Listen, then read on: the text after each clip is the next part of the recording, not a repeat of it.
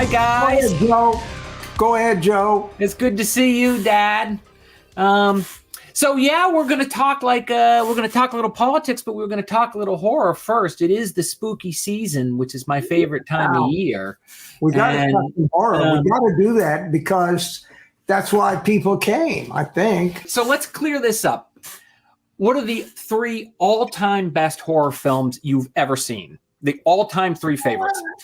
I knew you were going to ask me that, and man, it changes all the time. Okay, I said one thing to USA Today, and I'm going to say another thing right now. I think the 3 best horror films: Night of the Living Dead, before it became kind of a midnight movie; The Changeling, because George C. Scott was great in that, and it just, everything kind of like happened. It was just very creepy, just a ball pounding on the bath.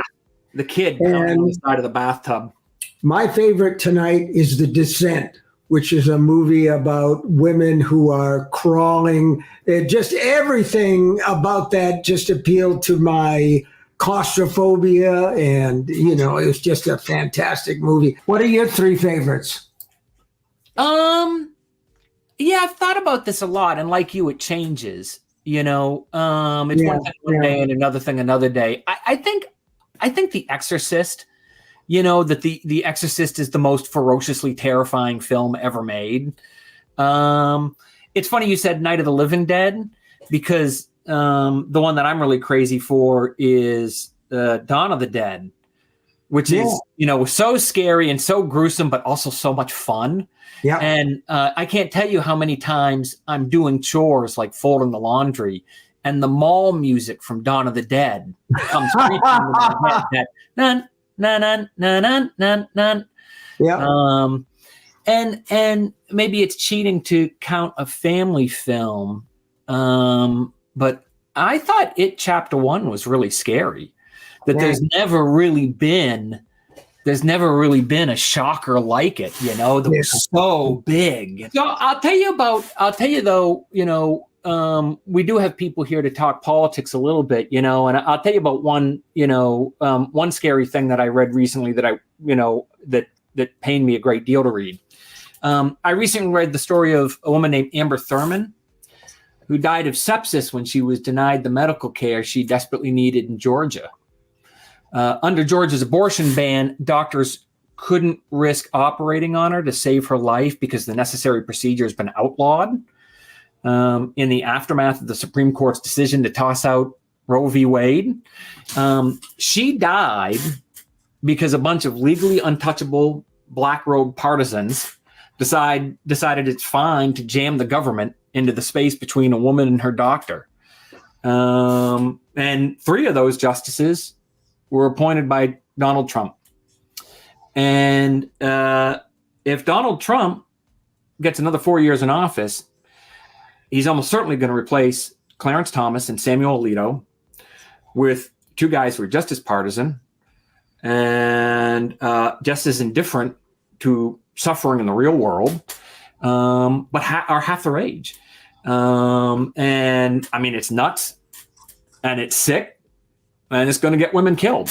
So if you want to know one of the reasons why I wanted to do this tonight, one of the reasons why I'm here and why I hope that you will, there's a link here, and I hope you guys will click it and give some money. I hope you'll, get active and volunteer. One of the reasons I'm behind Harris is because I'm mortally afraid of what will happen if we get 4 more years of Trump's craziness and Trump's anger and Trump's chaos. I think that one of the things is Kamala Harris is like fresh air in a stuffy room. She's clear. She's young. She's very capable of doing the job, but she's also calm and she's steady. I believe in her standpoint on reproductive rights. Obviously, that's very important. I mean, women should have that right across America, not state by state, but all the way across America, because we are a nation of laws and not of religion. you're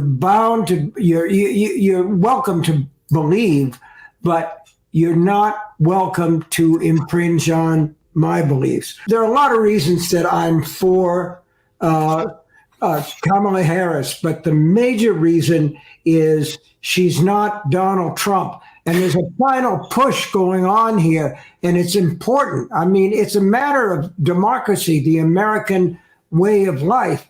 You know that Donald Trump is going to protest this election, and the only thing that's going to keep him from doing that is they kick his ass from sea to shining sea. Yeah, I'm with you. I hope that's what will happen. Thanks so much, guys. It was great talking to you. I really enjoyed this, Dad. It was great talking to you. Tananarive, thank you for making this happen. It's unbelievable. Thank you. Oh my gosh. The chat is literally on fire.